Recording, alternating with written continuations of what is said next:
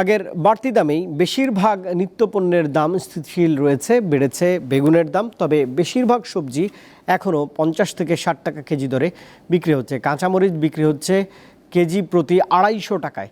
বন্যার প্রভাবে সামনে সবজিসহ আলু পেঁয়াজের দাম বাড়ার শঙ্কা করছেন বিক্রেতারা।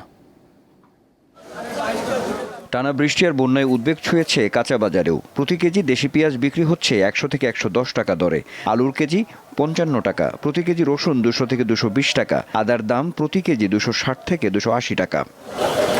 তবে বন্যার প্রভাবে সামনে নিত্যপণ্যের দাম বাড়ার আশঙ্কা ব্যবসায়ীদের। বন্যা বিভিন্ন জায়গায় অনেক জায়গায় কাঁচামাল ক্ষতি হইতেছে, গাড়ি ঠিক মতো ঢুকতে পারতেছে না। জাগর মাল স্টক করছে, অনেকের চাঙ্গে পানি উঠা পড়ছে। সমস্যাটা হলো এই জায়গা, আর টানা বৃষ্টির কারণে মুকামে মাল কম উঠতেছে। গেল সপ্তাহের মাঝামাঝিতে প্রতি কেজি কাঁচামরিচের দাম উঠেছিল 350 টাকায়। বর্তমানে কেজিতে কমেছে 40 থেকে 60 টাকা। তবে বেড়েছে বেগুনের দাম, প্রকারভেদে কেজি উঠেছে 120 টাকা পর্যন্ত। এই সপ্তাহে 240 টাকা, গত সপ্তাহের তুলনায় কমছে। মাছের দাম বেশি, তরিতরকারির দাম কমে নাই আগের চেয়ে, মোটামুটি একই আছে। স্থিতিশীল বলতে হলো ওই আগের যে দাম আর কি, ওই দামে আছে, ওইটাও তো বেশি দাম।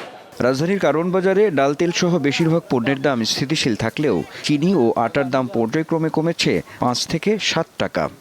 2 কেজির আটার প্যাকেট আমরা আগে বিক্রি করছি 110, এখন 100 টাকা। এই এক সপ্তাহে 5 টাকা কমছে। আবার চিনি আসছিল আপনার খোলা চিনি 135, এখন 125-30। মাছের বাজারেও তেমন পরিবর্তন নেই। মৌসুমেও মাঝারি সাইজের ইলিশের কেজি হাঁকা হচ্ছে 1800 থেকে 2000 টাকা পর্যন্ত। 1700-1800 টাকার নিচে কোনো ইলিশ নাই।